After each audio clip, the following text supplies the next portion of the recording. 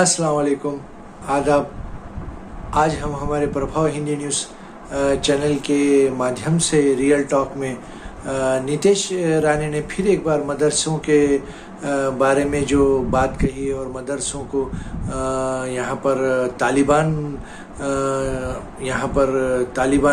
रहते हैं मदरसों में और आतंकवादियों का अड्डा ऐसा कहा है उन्होंने मीडिया को एक प्रेस कॉन्फ्रेंस लेकर। और उन्होंने इस संदर्भ में कहा है कि जो अक्कलकुआ में एक मदरसे में एक यमन का एक व्यक्ति यहाँ पर मिला है और वो बगैर इजाज़त रह रहा है, ऐसा निर्देश में आया है और पुलिस इसकी इन्वेस्टिगेशन कर रही है।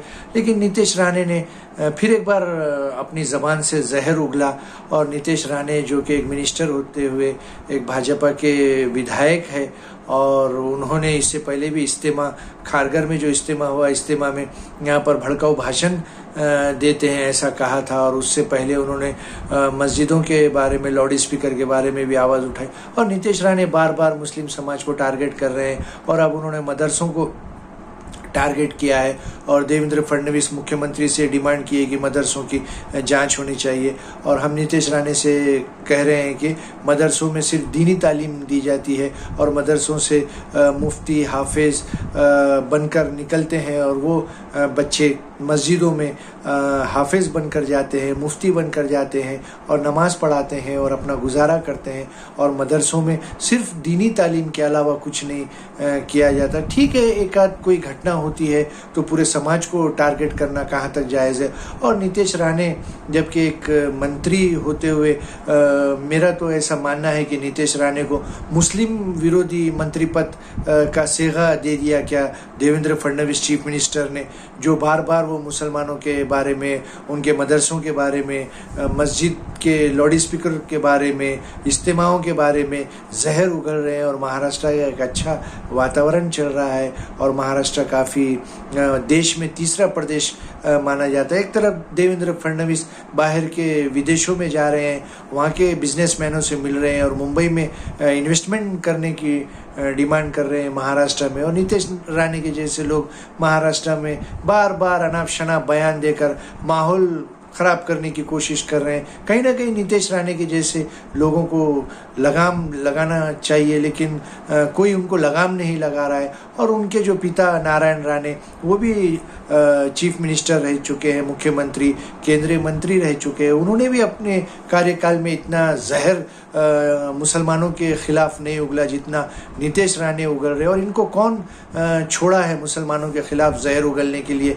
क्या इनको कोई सपोर्ट कर रहा है? क्या इनको छोड़ा, इनको पूरी छूट दी गई है कि आप मुसलमानों के बारे में टारगेट करो और हम आपका बचाव करते रहेंगे ऐसा?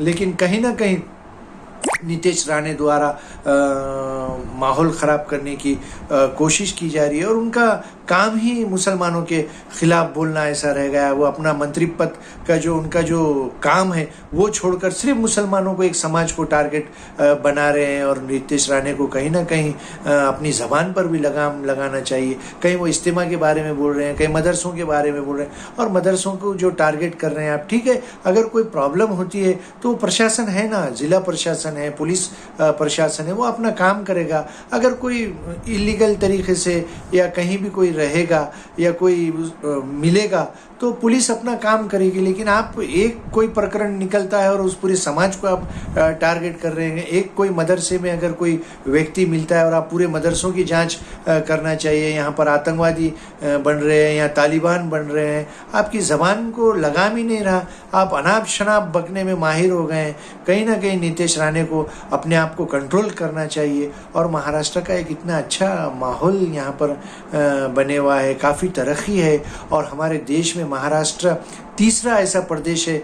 यहाँ पर इकोनॉमिक जो डेवलपमेंट है, यहाँ पर मुंबई ख़ासकर पूरे महाराष्ट्र में मुंबई एक ऐसा प्रदेश है जहाँ पर देश विदेश से हज़ारों लोग यहाँ पर आते हैं, बिजनेस करने के लिए आते हैं, घूमने के लिए आते हैं और एक अच्छा माहौल महाराष्ट्र का माना जाता है। और नीतीश राणे के जैसे लोग एक विशेष समाज को बार बार टारगेट बना रहे हैं और उनको काम ही ये रह गया है कि सिर्फ आप मदरसों को, मस्जिदों को और इज्तिमाओं को और मुस्लिम समाज को आप टारगेट बनाओ। और जब भी आप प्रेस ले रहे हैं और और जहर उगल रहे हैं। कहीं ना कहीं नीतीश राणे के जैसे लोगों को यहाँ पर अपने आप को भी कंट्रोल करना चाहिए और इसकी पूरी जांच, कोई भी मामला अगर होता है तो उसकी पहले जांच कर लेना चाहिए, उसकी स्टडी कर लेना चाहिए, फिर आप मीडिया में बात करना चाहिए या आप स्टेटमेंट देना चाहिए। आपका काम ही सिर्फ मुसलमानों के खिलाफ बोलना रहेगा, ऐसा लगता है। चलिए फिर एक नए मुद्दे के साथ, अल्लाह हाफिज़।